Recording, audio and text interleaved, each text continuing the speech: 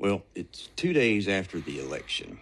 And yesterday, I had a really hard time trying to pinpoint why I don't think I've ever felt more heartbroken and hopeless as I do now. There have been a lot of times in my life when I've been disappointed, when I've been depressed, when I've been angry, but I have never felt these things to the depth that I felt yesterday. But I gave it some thought, and I think I figured it out. The reason I'm so heartbroken, destroyed, and absolutely disgusted with the results of this election is that it invalidates everything I have ever been taught about how I should live my life and everything I've tried to teach my kids.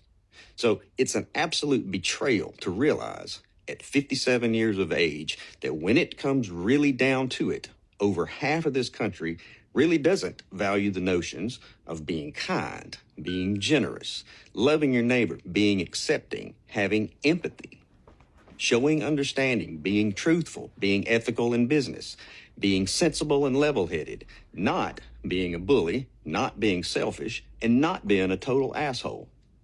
And because I've been taught these things my entire life, it's really easy for me to see that Donald Trump is a vile and despicable human being. He exhibits everything that I have been taught to set my sights against in order to be a good, functioning member of society. But now, over half our country supports this person and believes that he's the one who's going to make America great. Well, hey, here's a secret. Someone who has worked so hard at sowing discord is never going to do anything to unite us. That's his big lie, because he doesn't benefit from Americans coming together. He and all the Tucker Carlsons and Alex Jones out there, they profit from the rage that they're able to manufacture. So don't tell me it's okay if we disagree, as if this is akin to our individual preferences for wine or toilet paper.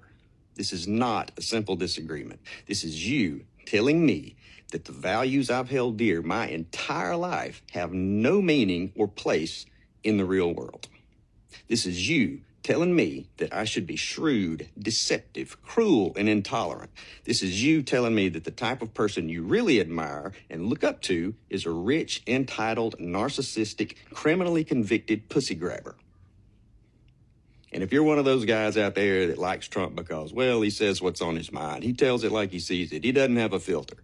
Yeah, sometimes you need a filter. There was a time, not that long ago, when being an asshole wasn't cool. If you were a shitty person, you just kept a lot of that to yourself, and society was all the better for it. But now it's all, let's make America great again. And what I'd like to know is, what specific time in American history are you talking about? What year exactly? Because for a lot of folks, this right now, this current time in American history is the greatest. And you know that. And for some reason, you don't like it. It's like this crazy idea that giving certain rights to someone else somehow takes some of yours away. Or are you just pissed that you're not special anymore? And so you can feel special again, you'll be more than happy to drag us all back 70 years when our black brothers and sisters had to drink from separate water fountains, or back when if you were non-straight, you had to stay in the closet. Personally, I'd like to go back to a time when assholes had to stay in the closet.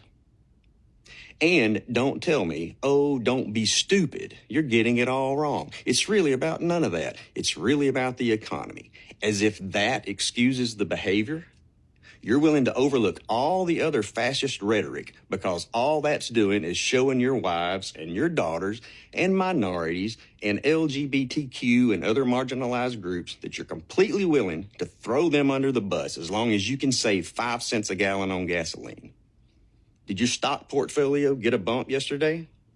Well, good for you. Maybe you can sit offshore on your new boat and watch this country burn to the ground. The reality is that as a country, we have the opportunity to take the high road, to stand for something higher than our basest instincts, to stand for equality and fairness, to stand for the overall good of everyone.